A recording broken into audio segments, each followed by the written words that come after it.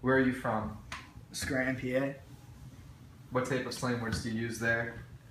Um, stuff like dude, man, and pal, stuff like that. What type of schooling did you have back in Scranton?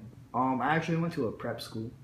Do you think that had any influence on the slang terms you use? Um, Most likely. I mean, I couldn't tell because just that's how everyone from my area talks. But since I went to a prep school and like my area is mostly farms and everything, it was mostly Caucasian kids in my high school. Coming to Temple, did you notice any change in the slang terms used here? Oh yeah.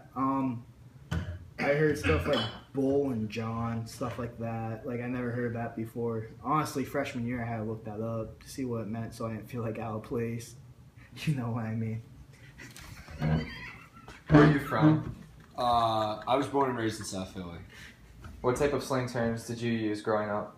Like he was saying, honestly, it was actually pretty funny you brought that up. Definitely bro, bull, and dude are definitely prominent terms that I've heard for most of my life, I would say. What type of schooling did you have? I went to a public school in South Philly.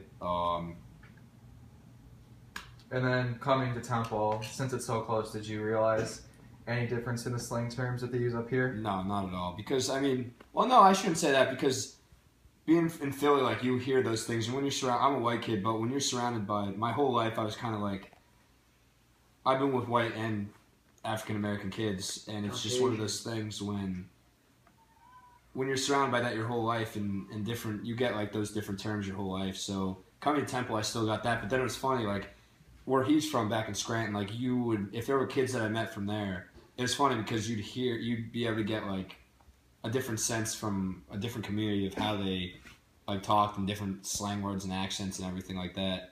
So it was cool. Like, I mean, different classes and everything, even like international kids, if you get that, it's one of those things, you definitely get a different taste of something else than what it is in Philly, I guess.